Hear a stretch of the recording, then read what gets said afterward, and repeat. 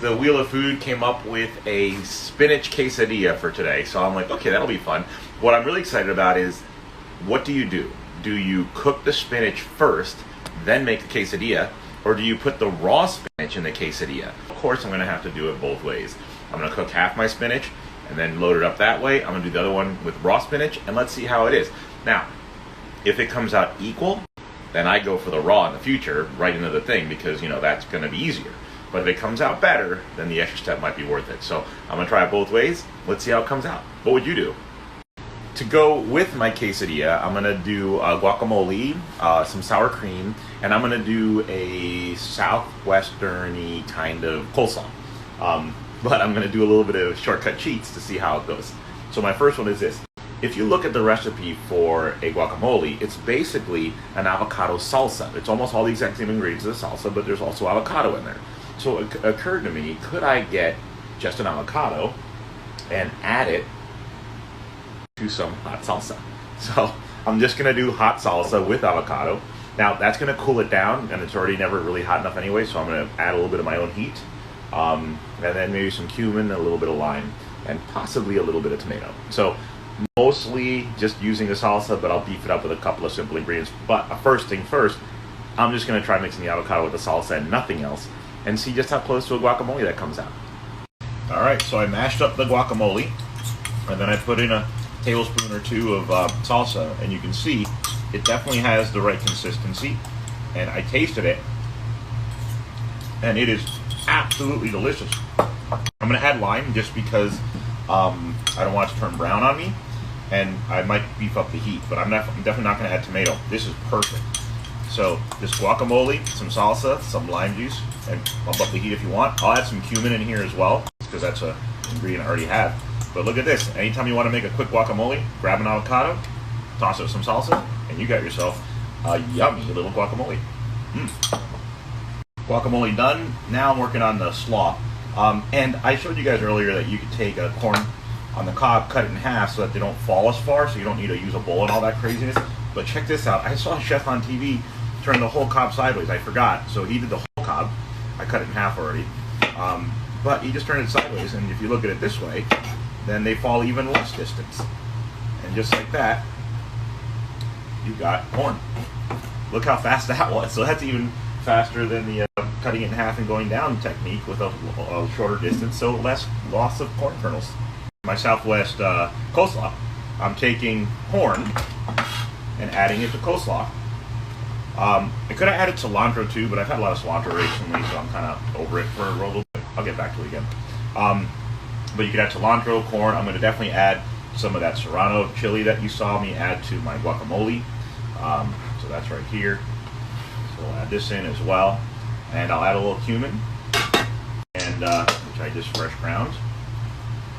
And I've got myself a Southwest style coleslaw. How cool is that?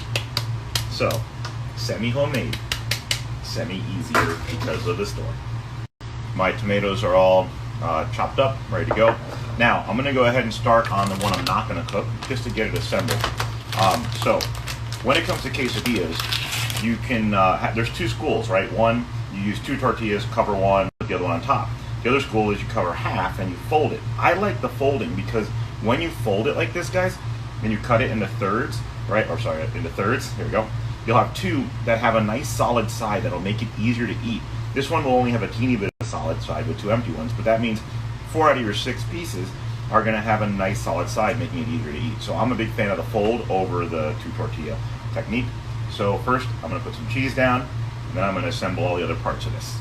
So far, I have the cheese, the scallion tops, scallion bottoms, some of the serrano, and some tomato, and now the spinach. See, this is what's crazy. Once it cooks, it's gonna wilt way down. I think I'm gonna cook it all, because how am I gonna fold that in half? So I saw all these recipes where they just put, you know, spinach on it and then folded it, but you'd have to put such a little bit of spinach. Look at that. You'd have to like do that basically, and that's gonna wilt away to nothing. All right, you know what? I'm still gonna do it, and then I'll cook the other half. Let's see what happens. But you have to put a lot less spinach on if you want to fold it. I'm gonna have to put some cheese on top of here too, by the way. You always want cheese on both sides of the tortilla. So when I fold it, the cheese has to be on top. Here's the first one, folded in half. I squished it down a bit to kind of keep everything in there. So this one, We'll have raw spinach. I think it's going to have a lot less spinach, but I don't know. Is that a bad thing? We're going to find out. Can't wait. For the second one, we're going to cook the filling first. So I'm putting in the pepper and the scallion bottoms. I'll put the scallion tops in raw into the actual thing, but the bottoms and the serrano, let's get that cooking. I'll add a little salt and pepper to this, and then I'll add the spinach and let that cook with the spinach. Ooh, it smells so good. Well, I don't know what's going to be better. We've got the spinach cooked. It wilted way down. I think I ate too much of the cheese when I was cooking because I don't have enough. Alright, so everything's already mixed in, so all I have to do now, I'll just put the spinach on. Ooh, that's hot. Let me use these. So I'll put the spinach on. It's a lot more wet, so maybe I need to dry this out a little bit first, or it'll make my quesadilla too wet on the inside. Stand by. Got the spinach on there. So if you think about it, guys, this is like 3/4 of the bag of spinach on one and 1/4 of the bag of spinach on the other because of that, how much it shrinks down. So, how does that affect flavor and all that? That's what's going to be interesting. But certainly we have a lot more. So there we go. Now we just add a little bit of tomato on here. And we are good to go.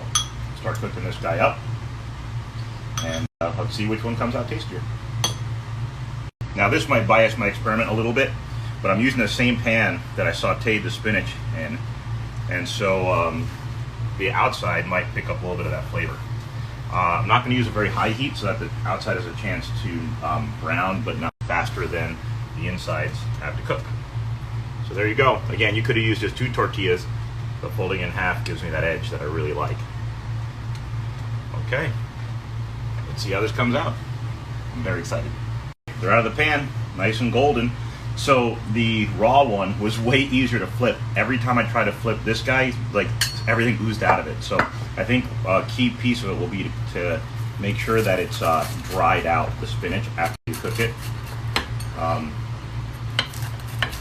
There we go. I got myself my taste test.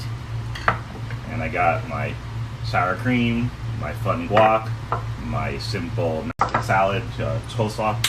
I'm ready to eat. Let's get after it. So first off, this guac, I'm telling you, avocado plus salsa, and it's just amazing. So simple. It's totally legit. I saw some habanero salsa. Was afraid to try the habanero with this technique, but because I had to beef up the heat so much, I think the habanero salsa might be the way to go. Then we got the coleslaw with the corn. And the serrano, the cumin. The raw corn really adds a nice little pop to that coleslaw. And cumin makes it much more southwesty, South Mexican-y tasting. And that's just fun. It's not the wow that the guac is, but it's still enjoyable. And now let's find out A or B. First, I'm going to try the pre-cooked one, and you can see the bottom here makes it a nice little sandwich.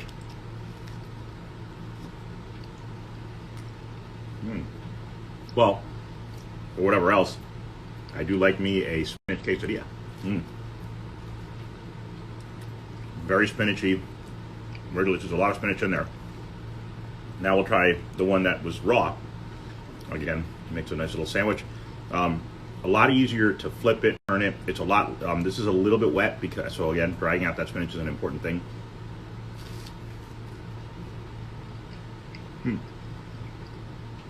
Well, that's really interesting.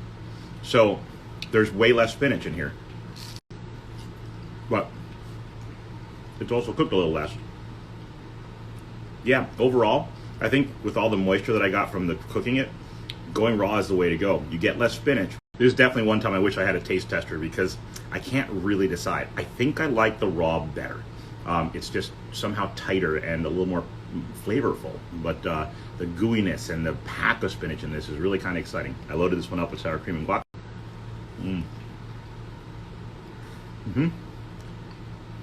That's awesome. All right, well, try your own experiment, see what you think. I'm gonna have to give it up for the raw over the cooked because they're so darn close.